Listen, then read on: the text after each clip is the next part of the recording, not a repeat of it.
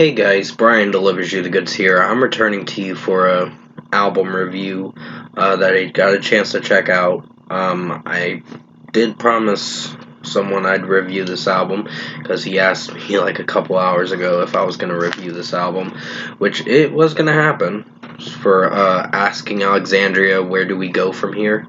That I just got a chance to check out for myself to see what I was going to think of it. So I'm going to discuss what I listened to for this 11-track album. One of them's an interlude song, like a minute and 6 second interlude.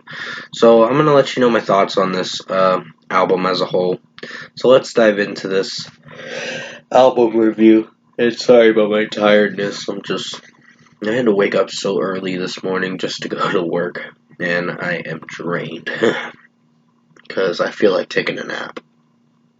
Basically, because yeah, work was draining, but I know I gotta get some reviews out for you guys. So basically, Bad Blood's the opening track, and I think that was a pretty amazing track.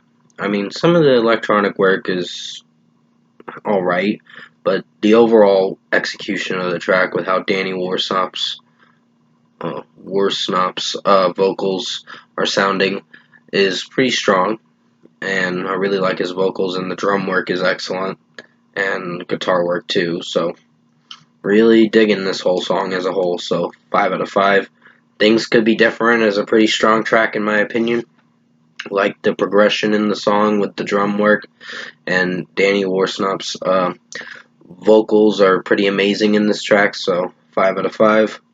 Let Go I actually did like. Despite a few critiques I had with it, I still think the track is pretty strong. I was going to give it a 4.5 out of 5, like 4.5 out of 5, because there are some moments in the chorus that's pretty solid, but I think the production in this track is what works for me. With the female vocalist coming in this track, I'm not sure who's the featured artist in this song, but there is a featured artist in this track that I did look into. I didn't see if who that I listened to mostly, because that's what I overheard with listening to this song, because I think there is a featured artist in this song. So basically 5 out of 5 for Let Go. Psycho is a solid track, not one of my favorites, but it's solid.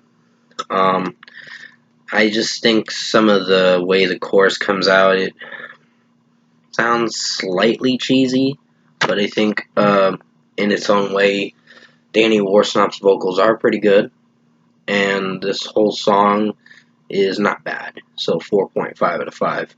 I still feel the same when I reviewed it with the song Bad Blood, because I think Bad Blood was the stronger track than this one, but solid track for at least trying something different for almost a 4-minute runtime. Dark Void, it was the first single for this album's announcement. Well, not the album's announcement. I think it was Psycho and Bad Blood that announced the release for this album and all that. So, Dark Void is pretty strong. I really like this song with how it's sounding and just the overall execution of the track with how Danny Worsnop's vocals are sounding, and some of his screams are pretty good in this, so really digging it. 5 out of 5. Nothing Left is a solid one. I just think has the same anthemic chorus that I just don't know if I'm really intrigued with, and some of the verses are pretty solid, but the anthemic chorus is what's the weakest part of the track that I think is gonna get a 4.5 out of 5. Song's solid. It's not terrible, just not really something I'd listen to all the time. So 4.5 out of 5. Feel is a solid one too. It sounds samey a bit, was like the last song, but I think it's trying to be different, but in its own way, it has some similar riffs, guitar work, drum work, and just Danny Worsnop singing. Sounds alright, not terrible, just it's following along with how the song is playing out, so 4.5 out of 5. Let the Dead Take Me, I really like the production in this track. It was pretty good. And the monotone voice, the robotic voice sounded interesting. and how Danny Warsnop's singing it is pretty good. And there is a like a fade out. I wouldn't say a fade out. There's like a pause moment in the track with the melody, then it comes back in and kicks the rest of the song for the second half to a pretty good enjoyment of a track. So 5 out of 5. Then comes Kill It With Fire. I found this to be disappointing. I like the guitar work and drum work, but the vocals are so annoying that I just can't really stand it. I know they're trying to scream in this track. Danny Warsnop's trying to scream in this track, but it just doesn't sound as good, and he has some whiny vocals screech vocals that I just don't connect with. So 2.5 out of 5 for Kill It With Fire. One of the very least favorite songs for this album, and it's gonna bring the rating down a bit. So even though it's an interlude track, it went by pretty fast, but it just wasn't my favorite interlude track. It was a really weak song for 1 minute and 6 seconds. A weak interlude track. Holding On to Something More is pretty strong. It's the second to last song until you get to the title track.